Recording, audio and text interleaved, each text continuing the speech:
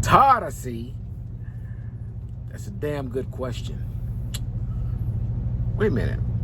I didn't tell you what the question was.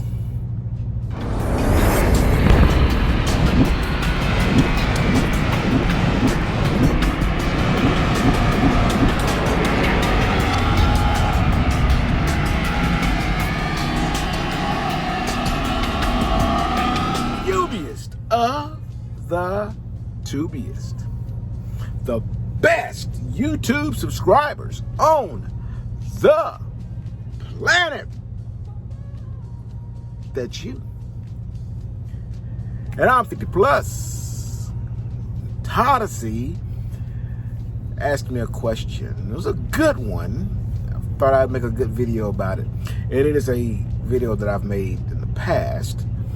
And the question was, what are the pros and cons of flatbed versus reefer? That's a really good question. And the answer to that is like, runs the gauntlet. I mean, there's just so much variance between them, okay? So I think a little bit of pros and cons about each one separately, okay? And I can do it because I have done all three, you know? Yes, right out of the shower, so I'm getting all shiny in the forehead there. So anyways, I came right out of my mentor's truck and I started with a dry van. And dry van, I guess on the pro side of dry van is there's a lot of drop-it hooks, a lot of freight going to a whole lot of different places.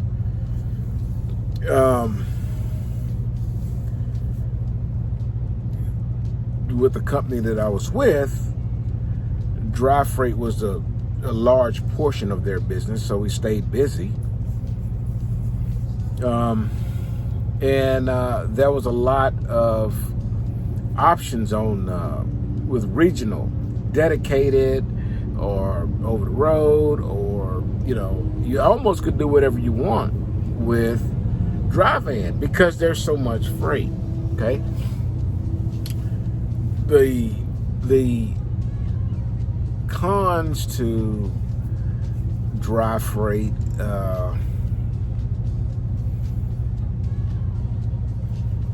some may disagree, but dry freight is the cheapest freight. I mean, if you're going cent per mile, reefer or refrigerated, they pay more. Okay. Why they pay more is going to be on some of the cons with refrigerated, okay? But it is, man. I mean, with dry freight, that's what you're just going to be doing that, and that's it. You're not going to, go. There's not like a next level in dry freight. You're just going to be pulling that box van and pulling it all over the country, and there's a lot of it. So, which it's the quantity in itself is a pro at sometimes and a con at others. Like there'll be so much freight moving around, dry freight, where the rates for dry freight will pump up a little bit because it's so much and maybe not enough trucks to move it. But on the other side of that, there's more dry freight moving trucks out here than any of the others, okay? And so at times it balances out. Refrigerated, the pro is you get paid more. Another pro is with refrigerated trucks, they're generally pulling food. It's just, you know, the mainstay there. And everybody got to eat, you know. and if you use this COVID-19 thing, refrigerated trucks would have been the last trucks off the road. If they'd have said no more, nothing, no more freight's going to move, refrigerated trucks would be the last one because you got to eat, you know. Excuse me. Job security. Look at that, I'm yawning because, man, it's almost like I'm like a, you know, 100-year-old guy or something, you know. 8:00 p.m., you know. But I've been up since like 4, so. Anyways, refrigerated freight, you know, it's got a good demand, and like I said, they're going to pay you more. They're going to start you off with more money with refrigerated. But the con of it is,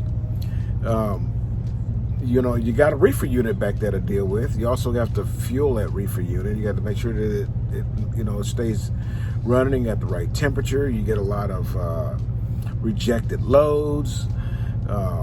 There's the wait time at these shippers on a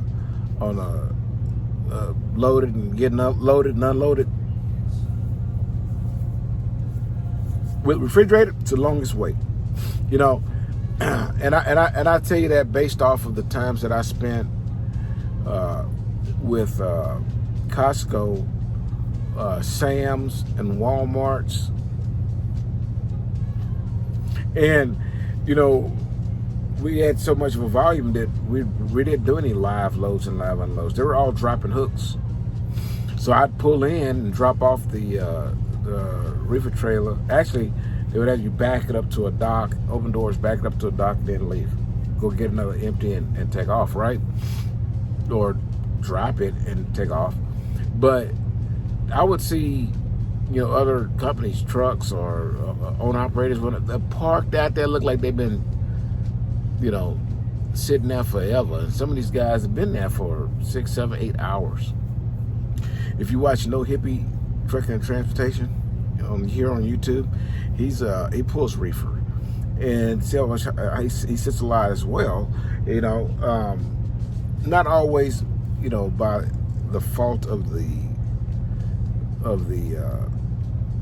customer, but you know, he sits sometimes because he's making sure he gets the right load coming out of there. But what my point is, you can watch some of his videos and you'll see that, yeah, there's some long wait times at these customers, and that's a problem with refrigerated.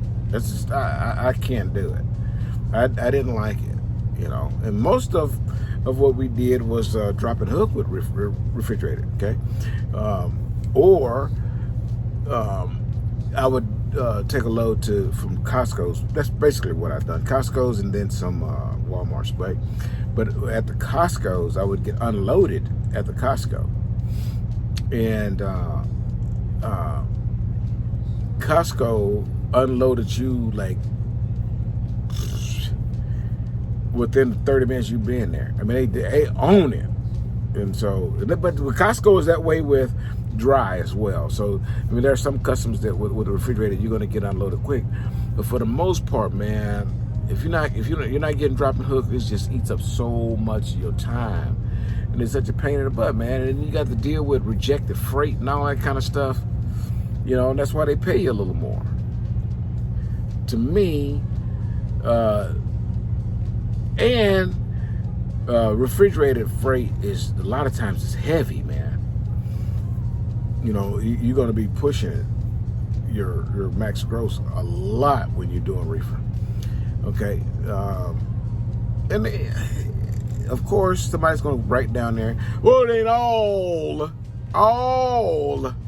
ain't heavy. Not all of anything is one thing, but the vast majority of it is heavy because it's food. It's like meat and you know, unless you got like a full vegetable load or something. And the problem with that is, man, it's you know, with a company truck, they're not real powerful. It just takes you a long time to move that freight. Excuse me, takes you a while to move that freight. I know I'm being rude. I'm tired. Hence why a lot of my there's a lot of gap between videos. Okay, but out of the two, dry and refrigerated, I would much rather do dry. Okay, only because I don't like all that sitting around. You know, it's just that's and waiting to be loaded and waiting to be unloaded.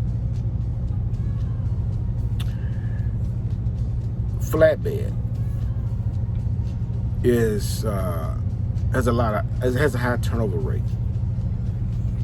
Flatbed has a high turnover rate because people get into it and then they realize that you actually have to do a little bit of work, and it's really not bad. I used to think that it's going to be this huge ordeal to secure a load and to tarp a load, and at the end of the day, the securement part is pretty easy. That is pretty easy, and I've gotten down to it, you know, where I can secure it pretty quick. When I first got into it, you know, everybody be going, I'm still securing my load.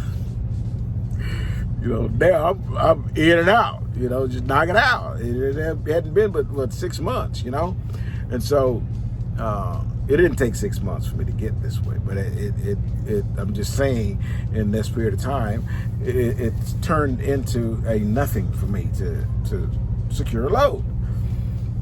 Okay, and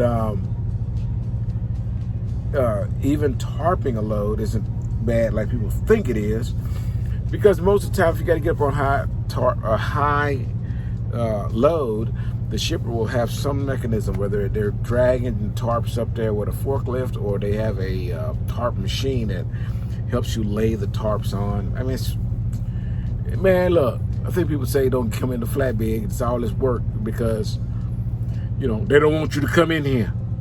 That's what it seems like, because it's not that bad.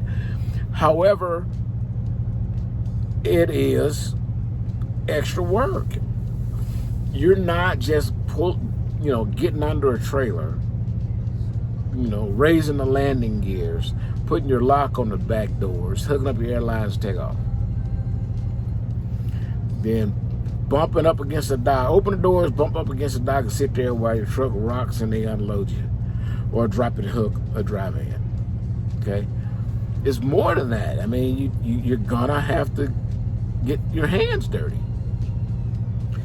and a lot of people don't. They don't want to do it. You know, sometimes I think it may even be the anxiety of driving down the road wondering if you secured your load properly, because it's open. You know, you can just, like, you know, fall off. You know, and I have been driving down the street and watched. I think I made a video about it. I watched this truck in front of me. He had drywall, sheetrock, and when he passed me, the sheetrock was, you know, like doing this as he drove by, and he had it strapped in the front and strapped in the back of this stack of sheetrock, but the wind was getting under it. He should have tarped it, but he didn't, and then it looked like the thing just exploded. Like 2 or 3 sheets of sheetrock just come unglued on the back of that truck, and it was like poofed. But all of the sheetrocks, man, I mean, the pieces of it, so beating up these cars. They were sliding like this, you know, and he pulled over, and like 3 cars pulled over with him. He done damaged their vehicles with his load coming undone. So, you know, there's some anxiety issues that could come along with flatbed if, you know, you don't secure the load right. But, you know, same thing can happen in a dry van. I mean, guys don't secure the doors properly in the back. I mean, so many things can happen. But if you focus on that kind of craziness, you know, the odd thing happening that 9 times out of 10 will not, you know, then, you know, it's not that big a deal, right? But with flatbed, you're going to spend some money. And I've spent quite a bit on just my coil tarp. I just picked it up yesterday. I bought one coil tarp, and sometimes we pick up more than one coil. And I just want to say I was going to work. If I like it, I'm going to go get another one if I need to, right? But a coil tarp was 120 bucks. I bought 2 6-foot drop tarps to cover my entire 53-foot flatbed. To combine that was $700. But I can only use them on loads that they will cover. So if I have a 8-foot load, I won't be able to use those tarps. So I ordered 8-foot drop tarps. Another $700. And then there's other tools that you're gonna use. Do you have to purchase tarps? You don't really have to. You know, I mean, you can use company tarps, but I bought my own because it makes my job easier. But outside of that, you're still gonna have about $500 worth of stuff that you'll end up accumulating to do flatbed, and it makes your job easier. But you still spent the money that you would not have spent if you did refrigerated or dry. Okay, but the difference is with dry freight, you're gonna just pull that box. You're not gonna do nothing other than pull that box. That's it. With refrigerated, you're just gonna pull that box. That's it. I mean, you know, they're gonna pile food in there and then you're gonna move it. You know, so there's nowhere to go with that. With flatbed, however, total different situation. With open deck, that's where the money is. That's where when the experience comes, you can, you know, work 6 months and then stay parked for another 6 months, and you still make more than a drive-in or refrigerated guy could make in 2 years, because you can get to a level with open deck where you pull in RGN stretch trailers with big bulldozers and front loaders and, you know, big hydraulic units, and just, I mean, it's just unlimited with open deck. Okay, and that's why I got into it. Because, you know, I don't want to work for dry van rates. I don't want to work for refrigerated rates. I want to work for oversized rates. That's the money. But you don't just get a CDL and then start driving and pulling oversized freight. You have to start down here and then, you know, run a flatbed for a while, then get a step deck ready for a while, then you can get a double drop ready for a while, then you get your RGN ready for a while, then you get the RGN stretch ready for a while, then you get a RGN with a stretch with flip axles, and then you get a multi-axle unit, and then on and on and on and on. And the possibilities are endless. You can really make a bunch of money if you're doing open deck stuff, and if that's what you want to do, okay? So at the end of the day, the differences between them are a lot to do with personal, okay? So you have to decide what you want to do, okay? What do you want to get out of trucking, okay? I spent a lot of time at Swift because, I mean, I had a cakewalk over there, man. It was really good. I don't give a damn what anybody say about that company, man. I mean, Swift is the best in crash. They're just stupid cliche as garbage. When in fact, that's a pretty good company to work for, man. They really are. They do really good. And you know, they're 38 cents a mile, 39. Look, you are brand new, and even in 30 cents a mile, still make it, you know, $1,000 a week. And if you're making more than that right now, then don't get into trucking. Not for money. I can tell you that, okay? But if you're unemployed, or if you're have a job, not a career, you probably are not making over $50,000 a year. And if you're not, then why is making $1,000 a month not a bonus to you? It is. So you just have to go work for it. And you can do that with what you're getting paid right out of training school, and then driving a drive-in at the mega carrier. You can do that. You can do it and do it very well, okay? I did it, and I made more than a whole lot of folk did. Trust me on that, okay? So, if luck had not turned against me in a sense, I probably would have stayed there. But my goal was not to drive dry. I got into trucking so that I could drive heavy haul with my son. But I got into a rut because it was so good. I was doing so well that I actually, went off kilter. I wasn't supposed to be there that long, and I wasn't supposed to. I was supposed to have been going to do what I'm doing right now, flatbed, to get flatbed experience, so then I can do step deck and do step deck experience, and then move up and up and up, so I can eventually pull heavy haul with my son. But I'm sound like I'm rambling, but what I'm telling you is my experience. What I got into this for was not to pull dry freight. Okay, it wasn't. And you have to determine what it is that you want to get out of trucking. And if you want to move dry freight, you just want to pull a dry van, dude, go have some fun with it. Do it. Just work the right lanes, or get the right company and do it. UPS and FedEx and a lot of these companies like that, Amazon, pull dry freight, and they put it for some damn good rates. Trust me. And so does Walmart. You got to have a lot of experience to go to Walmart. They tell you, oh yeah, come over here and make $100,000 a year. Yeah, you can do it, but you're gonna have to have these ridiculous amount of experience. And you guys, the UBS, we're not there yet.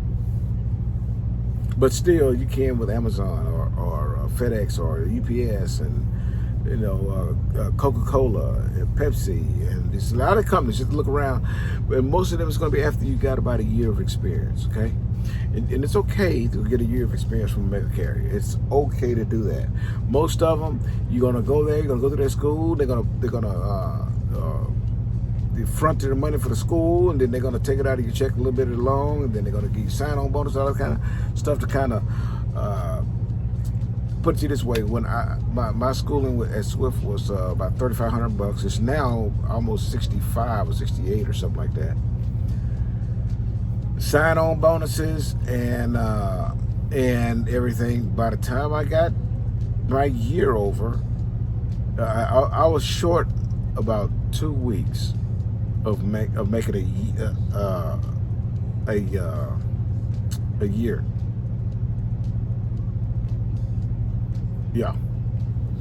But anyways, when I got done with Swift, I had to pay $375 for my school.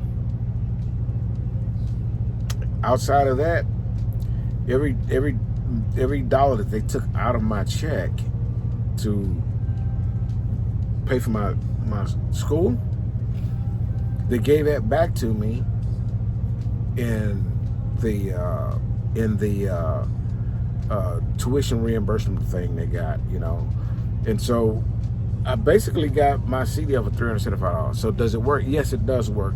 Don't let nobody lie to you. I'm telling you, I don't work for them anymore, and they screwed me in the end, but I don't work for them. I don't work for Prime. I don't work for nobody that has a school. All I'm telling you is what my experience was, and it was actually true. It actually happened the way they said it was going to happen, and I paid $375 for my CDL. I wouldn't have paid that if I stayed there for 2 more weeks. That's a fact. So it's okay to go to a mega carrier to get it done, but what you need to do is make sure that the carrier you go with will help you reach your end game. And if you want to drive refrigerated, if you want to drive flatbed, if you want to drive van, whatever you want to do. If you might want to pull doubles and triples.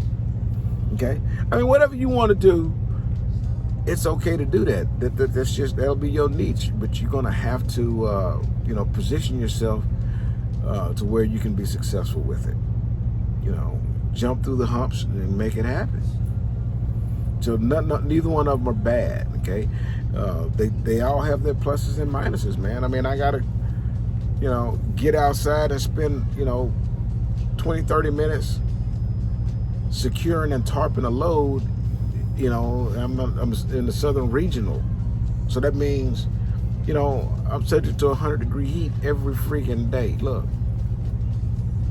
Look how dark my skin is here and how light this is right here. The sun is cooking my ass. It's hot. So you working in the heat. That's not con to me. It ain't no pro. Okay. I spend a bunch of money on tarps and tools and stuff that I have to use. It's money out of my pocket. That's a con. Okay, but it does make my life a lot easier. Okay, you don't have to do that with those other with dry or refrigerated. But I don't wait a long time at shippers either. Okay, we normally drop off early in the day. So parking for me, I got the front row. If I turn this camera around, I'm sitting in the Loves right now. And if I turn this camera around, as you can see outside, the building is right there. I'm on the front row. And it was a pull through. I just pulled straight ahead. They ain't had to bag none. So, pro with flatbed, and the sky is the limit with open deck. Pro,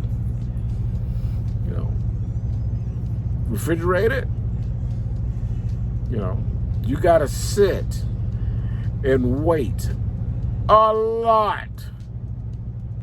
Con, you ain't gonna be out of work. Everybody gotta eat. You ain't gonna be out of work. Pro, all right. So you just kind of, find out what's gonna be good for you, what you're gonna like, okay, and then make it happen. The biggest thing is to pick the right company. That's the number one thing.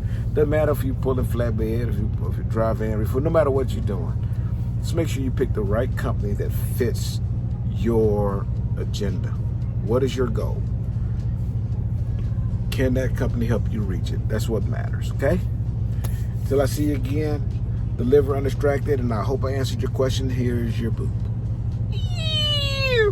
Boop.